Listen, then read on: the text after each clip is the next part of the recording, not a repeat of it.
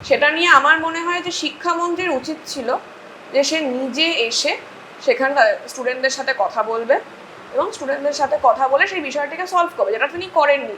উনি চোর ডাকাতের মতো পালিয়ে গেছেন। কেন গেছেন সেটা একমাত্র উনিই বলতে পারবেন। হয়তো চুরি ডাকাতি কিছু করে থাকতে পারেন। আজকে সরকারে যেই থাকুক, সে যদি কোনো এমন কাজ করে যেটা ছাত্রদের নিজস্ব যেটা একটা দাবি দেওয়া সেটার পথে বাধা হয়ে দাঁড়াচ্ছে, তাহলে তারা আন্দোলন করবে, এটা খুব স্বাভাবিক। কিন্তু তার মানে এটা নয় যে রাষ্ট্রবিরোধী, রাজ্য বিরোধী এরকম একটা কোনো চিন্তাভাবনা রাখা হবে। দীর্ঘদিন ধরে যদি কোথাও ছাত্র সংসদ নির্বাচন বন্ধ থাকে, কিছু গুন্ডা বদমাইশ তারা চুরি ডাকাতি করার জন্য একটা ইউনিয়ন রুমকে ইউজ করছে, তো সেই সব গুন্ডা বদমাইশরা তো এরকম ধরনের কাজ কারবার করবেই। তো এটা অত্যন্ত নিন্দনীয় ঘটনা।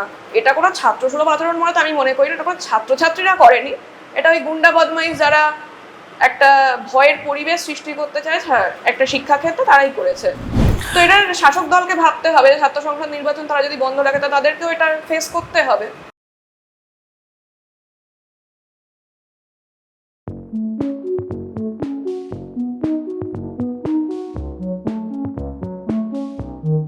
এই মুহূর্তে আমার সঙ্গে রয়েছে পশ্চিমবঙ্গ রাজ্য ছাত্র পরিষদের সভানেত্রী প্রিয়াঙ্কা চৌধুরী। প্রিয়াঙ্কাকে আমি সাম্প্রতিক রাজ্য রাজনীতি নিয়ে কিছু প্রশ্ন করব।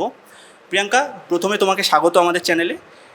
প্রিয়াঙ্কা, প্রথম যে প্রশ্নটা আমি করব সেটা হচ্ছে যে যাদবপুরে আমরা কিছুদিন আগে দেখেছিলাম ছাত্র সংসদ ভোট নিয়ে মানে বাম ছাত্র সংগঠন এবং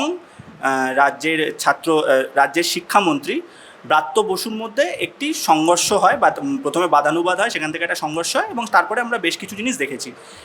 এখন বর্তমানে আমরা দেখতে পাচ্ছি যে ঘটনাটা যেদিকে যাচ্ছে সেটা হচ্ছে মূলত একটা দেশবিরোধী চক্রান্ত কিনা, যাদবপুরের ভেতরে দেশ বিরোধী কার্যকলাপ হয় কিনা, কে মাওবাদী, এইসব নিয়ে চলছে। কোথাও কি তোমার মনে হচ্ছে যে মূল ইস্যু থেকে ব্যাপারটা সরে যাচ্ছে, বা এই জায়গায় ছাত্র পরিষদের অবস্থানটা কি যদি তুমি একটু বলো?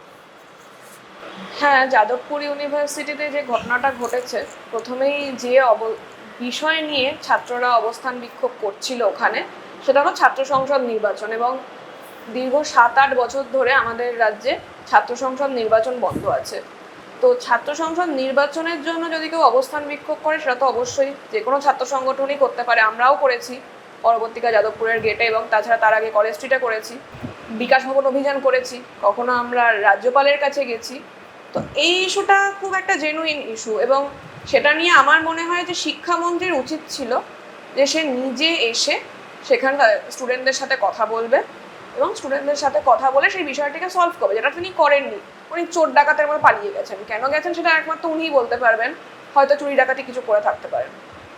তবে এখন যেটা ইদানিং কিছুদিনের আমি নিউজ পেপারে দেখছিলাম বা যা ঘটনা দেখছি, সেটাকে আমি কখনোই সমর্থন করি না। দেখুন, ছাত্ররা যদি কোনো, আজকে সরকারে যেই থাকুক, সে যদি কোনো এমন কাজ করে যেটা ছাত্রদের নিজস্ব যেটা একটা দাবি দেওয়া সেটার পথে বাধা হয়ে দাঁড়াচ্ছে, তাহলে তারা আন্দোলন করবে, এটা খুব স্বাভাবিক। কিন্তু তার মানে এটা নয় যে রাষ্ট্রবিরোধী, রাজ্য বিরোধী এরকম একটা কোনো চিন্তাভাবনা রাখা হবে।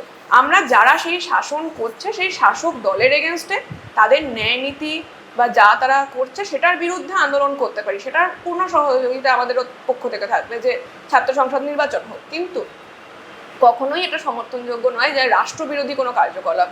কারণ রাষ্ট্রের সংবিধান মেনে রাষ্ট্রের বিভিন্ন যা কার্যকলাপ সেগুলোকে পরিচালনা করা, এটার জন্যই কংগ্রেস দীর্ঘদিন ধরে লড়ছে, এবং ছাত্র পরিষদ কংগ্রেসের একটি স্টুডেন্ট ফ্রন্ট হিসেবে সেও লড়ছে। প্রিয়াঙ্কা, তোমাকে পরের প্রশ্নটা করবো যে যোগেশচন্দ্র চৌধুরী ল কলেজে আমরা কিছুদিন আগে দেখেছিলাম সরস্বতী পুজোর সময় কার্যত পুলিশি প্রোটেকশন দিয়ে সরস্বতী পুজো করতে হয়েছিল। আমরা একদম সাম্প্রতিকতম একটি ঘটনা দেখলাম, সেখানে রং খেলা নিয়ে কার্যত একটা সংঘর্ষের আবহ তৈরি হলো, এবং সেখানে বর্তমান সাংসদ মালা রায় সেখানে যান, তাকে নিয়ে ঘিরে গো ব্যাক স্লোগান দেওয়া এবং একটা সংঘর্ষ এবং একটা উত্তপ্ত পরিস্থিতি তৈরি হলো। কোথাও কি তোমার মনে হচ্ছে যে এই যে কলেজটা, মানে যাদবপুর বলো বা যোগেশচন্দ্র চৌধুরী বলো, এই কলেজগুলো কি কোথাও একটা মানে শিক্ষার যে বেসিক যে একটা কাঠামো বা আবহ থাকা উচিত, সেখান থেকে বেরিয়ে ক্রমশ একটা সংঘর্ষের দিকে যাচ্ছে? কেন তোমার এটা মনে হচ্ছে? মানে এই সংঘর্ষের এত কারণ কি বলে তুমি মনে করছো, যদি একটু বলো। দেখুন, দীর্ঘদিন ধরে যদি কোথাও ছাত্র সংসদ নির্বাচন বন্ধ থাকে, কিছু গুন্ডা বদমাইশ তারা চুরি ডাকাতি করার জন্য, বিভিন্ন রকমের ব্যবসা বাণিজ্য করার জন্য একটা ইউনিয়ন রুমকে ইউজ করছে, তো সেই সব গুন্ডা বদমাইশরা তো এরকম ধরনের কাজ কারবার করবেই। তারা যা যা করেছে, এবং আমি এটাও জানি যে রিপাবলিকের একজন কভার করতে গেছিলেন, সেই সাংবাদিকের গায়ে রং ছোড়া হয়েছে। তো এটা অত্যন্ত নিন্দনীয় ঘটনা। এটা কোনো ছাত্রসুলভ আচরণ বলে তো আমি মনে করি না, এটা কোনো ছাত্রছাত্রীরা করেনি, এটা ওই গুন্ডা বদমাইশ যারা একটা ভয়ের পরিবেশ সৃষ্টি করতে চায় একটা শিক্ষাক্ষেত্রে, তারাই করেছে। তো এটা শাসক দলকে ভাবতে হবে, ছাত্র সংসদ নির্বাচন তারা যদি বন্ধ রাখে, তাদেরকেও এটা ফেস করতে হবে।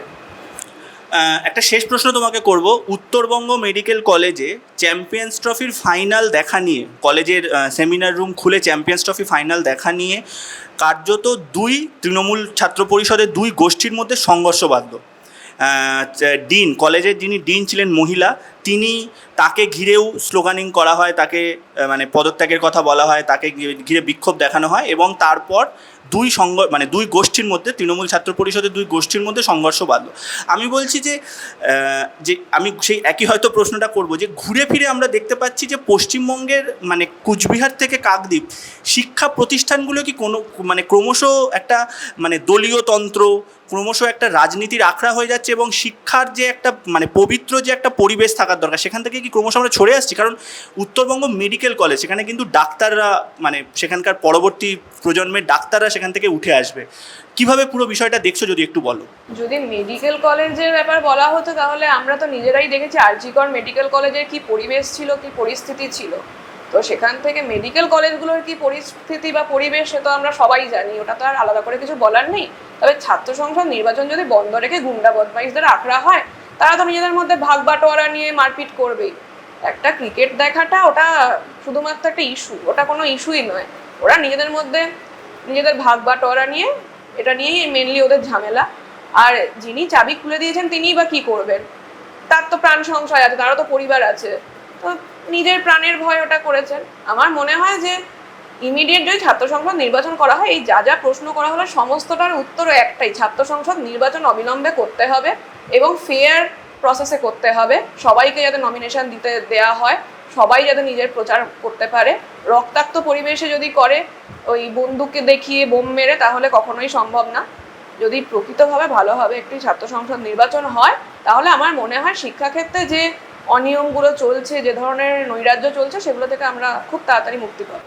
একটা শেষ প্রশ্ন তোমাকে করব, সেটা হচ্ছে এইবারের উচ্চ মাধ্যমিক পরীক্ষা এখন চলছে যখন আমরা ভিডিওটা রেকর্ড করছি, এবং আমরা দেখতে পাচ্ছি উচ্চ মাধ্যমিক পরীক্ষায় কিন্তু একটা ড্রাস্টিক ড্রপ আউট দেখা গেছে। ইভেন অ্যাডমিট কার্ড তুলে ছাত্রছাত্রীরা পরীক্ষায় বসেননি, ট্যাবের টাকা দেওয়া হয়েছে, ট্যাব পেয়েছেন, তারপরেও ছাত্রছাত্রীরা কিন্তু স্কুলমুখী হচ্ছে না, পরীক্ষামুখী হচ্ছে না। এইটাকে তুমি, যেহেতু তুমি নিজে ছাত্র পরিষদের মানে একজন কর্মী, ছাত্র নেত্রী, ছাত্রদের সঙ্গে তোমাদের একটা যোগাযোগ থাকে, এইটাকে তুমি কতটা বিপজ্জনক একটা পরিস্থিতি বলে তুমি দেখবে, যদি একটু বলো। প্রথম কথা, ট্যাব নিয়ে যেহেতু বললেন তাই জন্য বলছি, ট্যাব কেলেঙ্কারির কথা সবাই জানে। কে ট্যাব পেয়েছে, কার নাম করে কে ট্যাব তুলেছে, কিছুই ঠিকঠাক নেই। কার অ্যাকাউন্টে টাকা ঢুকেছে, কোনো ঠিক নেই। আর তার থেকেও বড় কথা, এই রাজ্যে চাকরি কোথায়? আজকে ধরুন আমার কাছে প্রত্যেক দিন এরকম 3-4 জন করে আসে, যারা বলে দিদি এরপর কি করব, আমরা কি পড়লে তারপর আমরা কি চাকরি পাবো। প্রত্যেকে কেরিয়ার গাইডেন্স অনেকেই চেয়ে থাকে, এবং আমার স্কুলেরও অনেকে আমাকে ফোন করে যে দিদি এরপর কি করব বলো। আমি নিজে যেহেতু নিউট্রিশন ব্যাকগ্রাউন্ড, তাই জন্য আমি আরও বেশি জানি যে নিউট্রিশন নিয়ে পড়ে তারপর কি করব। কারণ সত্যি তো, আজকে আমি নিজে যেহেতু নিউট্রিশন নিয়ে পড়েছি, আমি জানি একজন ডায়েটিশিয়ানের মাইনে বিভিন্ন বেসরকারি যেগুলোতে বেশি রিক্রুটমেন্ট হয়, সরকারিতে তো সেভাবে রিক্রুটমেন্ট হয় না বা অস্থায়ী নিয়োগ হচ্ছে, বেসরকারি ক্ষেত্রে সেখানে 9,000-10,000 টাকা করে এক একটা করে টাকা মাইনে দেওয়া হচ্ছে। তো সেখানে তাদের কি ভবিষ্যৎ? 9,000-10,000 টাকার জন্য তারা মাস্টার্স করছে, আরও বড় বড় ডিগ্রি করছে, তারপর 9-10,000 টাকা। তো এখানে কোথাও না কোথাও চাকরির যেখানে সুযোগ নেই, শিক্ষাক্ষেত্রে এরকম নৈরাজ্য। পড়বে কার কাছে? শিক্ষকরা ভুয়ো না শিক্ষকরা নিজেরা পড়াশুনো করে এসছে, সেটাও তো কেউ জানে না। যারা পড়াচ্ছে তারা তো ম্যাক্সিমাম, রোজ শুনছি পেপারে, তারা টাকা দিয়ে একটা শিক্ষকতার চাকরি পেয়েছে। আর যারা অরিজিনালি, যাদের যোগ্যতা, তারা গাছতলায় বসে অনশন করছে, গান্ধী মূর্তির পাদদেশে অনশন করছে। এই রাজ্যে কিভাবে ছাত্রছাত্রীদের কাছে আশা করা যায় যে তারা আরও বেশি শিক্ষাক্ষেত্রে যাবে?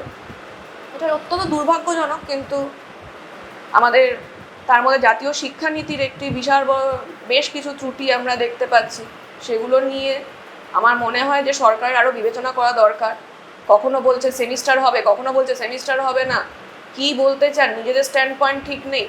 তো শিক্ষার্থীরাও খুবভাবে কনফিউজ হচ্ছেন, সেই কারণে এগুলো হয়ে থাকছে। Thank you Priyanka.